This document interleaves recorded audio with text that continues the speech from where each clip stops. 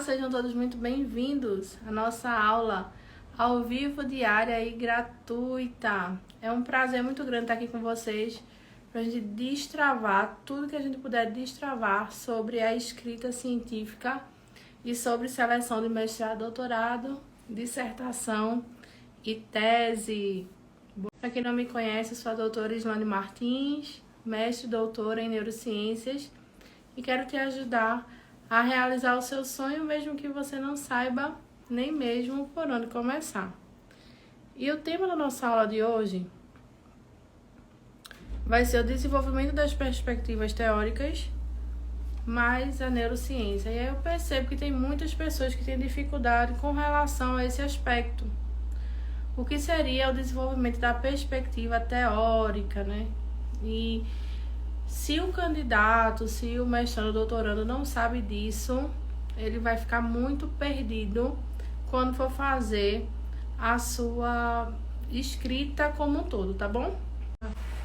O meu tablet aqui, que já vou corrigir uma tarefa que eu deixei pra vocês na quinta-feira, né? Uma pessoa me mandou e eu achei o máximo. Vou compartilhar com vocês aqui. Então vamos lá, de perspectiva teórica. Vê. A perspectiva teórica ela é dividida em marco teórico e ela é dividida também em revisão de literatura. Então vai ser um levantamento e um produto. O levantamento é a revisão de literatura e o produto que a gente vai fazer é o pré-projeto de mestrado, doutorado, ou a dissertação ou a tese. Tudo isso é o projeto que vai derivar dessa perspectiva teórica. Boa noite a todo mundo aí que tá entrando. Certo? Então vamos lá. Qual é a função dessa perspectiva teórica?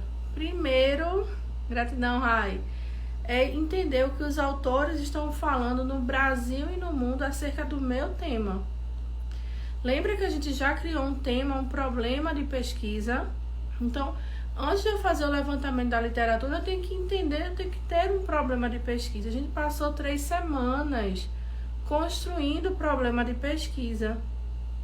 E aí, quando a gente fala de problema de pesquisa, eu deixei uma tarefinha para vocês na quinta-feira, para vocês assistirem um filme, para vocês dizerem qual é o problema do filme, uma justificativa para eu assistir aquele filme, para eu entender se vocês entenderam como formular o problema de uma pesquisa. Com o problema formulado, a gente entra na perspectiva teórica, tá bom? Boa noite, obrigada! Então vamos lá. Quem fez a tarefinha foi Solange Cordeiro. E ela colocou aqui assim, ó, filme que ela assistiu, Um Ato de Coragem. Ela falou: trabalho sobre o filme que assisti para informar a professora Islane. Qual o objetivo principal do filme? Foi mostrar que com fé, coragem e determinação para fazer o que for preciso por algo importante da nossa vida, a gente consegue chegar lá. Não aceitar o não dá, ou você não consegue. Ter fé, mas não ficar de braços cruzados. Isso aqui foi o que ela escreveu, tá? Se algo é verdadeiro e importante, a pessoa dá a vida para ter o que quer e que se considera necessário fazer. Tô aqui, ó, Solange acabou de entrar, tô lendo aqui a tarefinha de Solange. Então, esse foi o objetivo principal do filme que ela falou. Qual foi o problema enfrentado lá no filme? Pelo personagem Denzel Washington, vivendo John, que com muita coragem e fé enfrenta problemas financeiros, um problema maior ainda com a saúde do seu filho, além dos 2 casos das autoridades e a cobrança da esposa e sua cobrança própria, por ser responsável pela sua família. Acaba criando outros problemas na tentativa de resolver o problema principal, urgente, com a saúde do seu filho. Ela colocou aqui, ó, que ela entendeu o problema do filme, realmente eu achei incrível. E a justificativa para que a professora Islane assista ao filme. Ela colocou aqui, ó. Por ser uma pessoa que trabalha motivando os alunos e todos que te acompanham, é sempre bom encontrar argumentos através de situações com que o filme mostra. Não, foi perfeita. Eu achei que foi perfeita a tarefa. E aí ela me convenceu, né? Eu tô trabalhando sempre motivando vocês, então eu preciso assistir esse filme pra ajudar ainda mais no meu trabalho. Então eu já fiquei convencida disso daí que eu tenho que fazer. E ela escreveu mais. A fé é sempre algo que devemos reconhecer que é necessário e podemos passar para outras pessoas, inclusive para encontrar a coragem necessária de agir, mesmo que não seja o melhor a fazer, mas o possível no momento. Vai mexer com os sentimentos, mas vai te trazer muitas ideias. Desde já, e mais uma vez agradeço por sua dedicação e pela correção que sei que virá. E realmente corrigi o trabalho dela, né? E aí eu disse pra todo mundo que quisesse fazer, fizesse a tarefinha, mandasse pra mim que eu ia corrigir, né? E tô aqui cumprindo o prometido com vocês. Então, vê, ela identificou o objetivo do filme, o problema do filme e a justificativa para me convencer a assistir. Você tem que fazer isso. Você tem que encontrar um problema. Você tem que justificar o porquê que você deve fazer aquele projeto para a banca, para convencer a banca que ela deve comprar a tua ideia. Joia, Ana Paula. Então, gente, isso é muito incrível, porque quando você começa a identificar o objetivo das coisas, fica muito mais fácil para você escrever o seu objetivo da sua pesquisa especificamente, certo? Então, eu estava falando aqui para vocês sobre o desenvolvimento da perspectiva teórica, que é fazer um marco teórico, que é um produto. Que produto é esse? Pré-projeto, mestrado, doutorado, dissertação e tese. E a gente vai fazer um aprofundamento na revisão de literatura. Qual é o papel da revisão de literatura? Entender qual é o que os autores estão falando no Brasil e no mundo, reconhecer o que é que eles já fizeram de metodologias, identificar os erros cometidos pelos outros para que a gente não cometa, identificar quais são os problemas de pesquisa, hipótese, justificativa da pesquisa e entender, isso é muito importante, quais são as lacunas da pesquisa, o que é que não foi pesquisado ainda, mas que é importante ser pesquisado. E daí a gente começar de fato a ter um embasamento para construir o nosso projeto. Vocês acham que eu posso fazer um bom projeto sem fazer esse levantamento inicial da literatura? Coloca aqui nos comentários.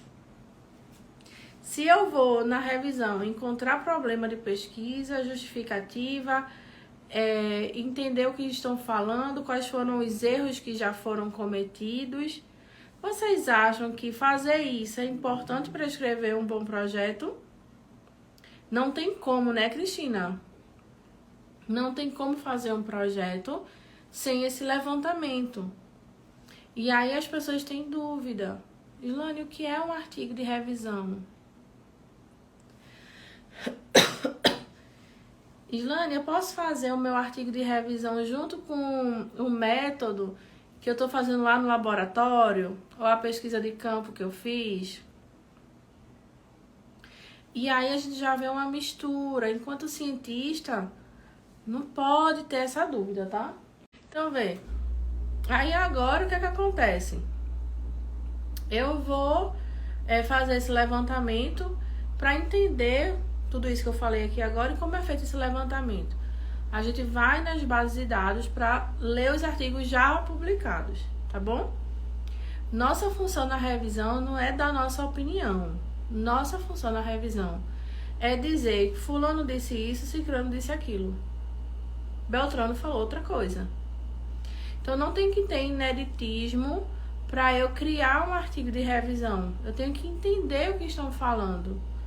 Entendeu? Para poder dar a minha opinião. Aí, quando você for fazer o seu TCC, o seu pré-projeto de mestrado, doutorado, sua dissertação, sua tese, aí você vai construir um trabalho original, que é um trabalho em que você vai fazer a pesquisa, ou vai entrevistar um participante, ou você vai fazer um trabalho no laboratório, ou você vai fazer uma pesquisa de campo, de solos, genética, estudo com alunos, com professores, com uma empresa de contabilidade, com levantar dados do IBGE, ver um site do Tribunal de Justiça. Então, quando eu coleto dados que ninguém coletou antes, eu estou fazendo um artigo original, um método de um artigo original. Quando eu estou lendo o que os outros autores estão falando, estou fazendo um artigo de revisão. Gente, nossa, eu fico admirada com a quantidade de pessoas que ainda sentem essa dificuldade. E eu entendo que existe uma lacuna da base da nossa faculdade, inclusive quem é de federal. E aí eu recebo um aluno para falar que ele é de particular, e ele fala assim: mas na faculdade particular eu não tive nada disso, eu não aprendi isso, não aprendi aquilo, não aprendi aquilo outro. Mas eu digo para o aluno, na federal também tem o mesmo problema. A gente não aprende metodologia científica, porque os professores não entendem de metodologia científica. Para você ter noção, na Federal de Pernambuco, que é super conceituada, um professor para dar metodologia científica, ele fez concurso ou para anatomia, ou para zoologia, ou para fisiologia, e aí tem uma rodada de professores, e naquela rodada um professor vai dar aula de metodologia científica. Ninguém se preparou para aquilo. Entende?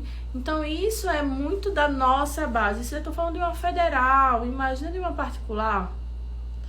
Uma aluna falou que o professor reprovou 90% da classe. Não, ninguém passou na disciplina dele. Quando eu tenho um método que os alunos reprovam, o problema não está no aluno, o problema está no método. Então veja que a gente tem essa deficiência de base. Claudinei, eu vou falar justamente nesse ponto porque eu acho que é importante a gente diferenciar realmente. Boa noite, Ana. Vê, existem dois tipos de artigos científicos, o artigo de revisão e o artigo original. Dois tipos. Os artigos de revisão podem ser a revisão simples de literatura ou a revisão temática que você perguntou agora, ou a revisão narrativa da literatura. Que tipo de revisão é essa? É aquela revisão despretensiosa que a gente pega um termo e joga lá no Google para coletar dados? Esse tipo de revisão temática, ele é o primeiro capítulo do TCC, ele é o primeiro capítulo da dissertação do mestrado, da tese de doutorado, né? Mas não é um artigo publicável, porque é um levantamento sem critério. Aí a gente começa a revisão integrativa da literatura. Olha meu sorrisão aqui aberto. Porque tem um método, tem um passo a passo, tem escolha de palavras-chave, base de dados, operadores booleanos. Então a gente faz uma seleção criteriosa, a gente busca mais artigos e a gente vai fazer uma análise qualitativa desses artigos para saber o que me interessa e o que não me interessa. Quando eu vou fazer uma pesquisa numa base de dados, pode ser que apareçam 15 mil artigos. Então é porque aquelas palavras-chave que eu utilizei são muito vagas. Eu preciso especificar um pouquinho mais para que eu diminua esse quantitativo de artigos encontrados. Quanto mais restrita eu sou na escolha da minha palavra-chave, menos artigos eu encontro. E isso é muito bom. Por quê? Porque significa que a minha pesquisa está redondinha. E aí a gente começa a excluir trabalho pelo título. Tem uma forma dessa exclusão. Excluir pelo abstract, pelo texto completo, selecionar as informações que vão entrar no trabalho. Então tudo isso a gente vem a partir de uma revisão integrativa da literatura, que ela tem um grau a mais de organização e de critério para a gente encontrar os artigos. Quando eu faço uma pesquisa temática, digamos que eu encontre 100 artigos. Quando eu faço uma revisão integrativa, eu encontro 5.000 artigos. O aluno fala, tem pouco trabalho na minha área. É porque você não fez ainda uma revisão integrativa da literatura. Porque quando você fizer, você vai ver o universo de artigos que você estava deixando de encontrar. E isso é um erro muito grande, porque eu estou deixando de usar um artigo importante no meu projeto. Ou eu estou cometendo erro que já cometeram e eu nem sei, porque eu não fiz o levantamento de revisão integrativa de literatura. Um passo a mais nessa escala de ser uma revisão mais confiável, de ter a revisão sistemática da literatura e tem a meta-análise. Então, a revisão sistemática ela vai ser bem mais exigente em vários passos, que não é interessante para quem está iniciando na pesquisa científica ainda. Acho que o aluno tem que entender e se apropriar do que é uma revisão integrativa para daí para uma sistemática. E uma revisão de meta-análise. O que é meta-análise? Eu peguei 10 artigos que eu achei interessante para entrar na minha revisão sistemática. Eu vou pegar os dados daqueles 10 artigos, de todos os participantes, e aplicar uma análise estatística em cima dele. Aplicado uma análise estatística em cima dele, o que é que vai acontecer? Eu vou ter um novo artigo. E por isso que revisão sistemática e meta-análise é considerado um artigo original. Certo? O que é que eu indico para vocês? Fiquem na revisão integrativa de literatura para entender. Aquela revisão temática, como o Claudinei perguntou aqui, é aquela revisão despretensiosa, que a gente não vai buscar, tá? A revisão integrativa da literatura, que é o próximo passo para você que está aqui agora. Inclusive, quem já está no mestrado, doutorado e nunca fez uma integrativa, não pode ir para uma sistemática. Poder pode, mas você vai sentir muita dificuldade, certo? Então, agora a gente entendeu o que seria a nossa perspectiva teórica. É um produto e um aprofundamento. Qual é o produto? Projeto de mestrado e doutorado, o aprofundamento e revisão de literatura, para a gente entender o que já falaram no Brasil e no mundo acerca do nosso tema, com base no problema de pesquisa pré-estabelecido, que foi o que eu falei para vocês, tá bom? E agora eu vou falar algo importante sobre a questão de neurociências, para você reter essa informação que eu estou falando. Quando a gente vai falar de conhecimento, de estudo, a gente precisa separar o que é aprendizado e o que é memória. Aprendizado é um conteúdo que você está absorvendo. Memória é a retenção desse conteúdo que você está absorvendo. Existem algumas etapas para essa fixação dessa memória, tá bom? Eu vou começar pela etapa da repetição, o quanto ela é importante, a gente sabe, mas vou falar aqui a nível de neurociência para que você entenda ainda mais, sem muito nome complicado também, tá? A gente sabe que quando a informação chega pra gente, a gente tem que entender, tem que passar por alguns filtros. O primeiro filtro dele é a importância desse assunto na minha vida. Você identificou que esse assunto é importante, o olho já arregala para você prestar mais atenção naquilo ali. Então, aquilo ali faz com que a sua aprendizagem realmente fixe no seu cérebro, na sua cachola, tá bom?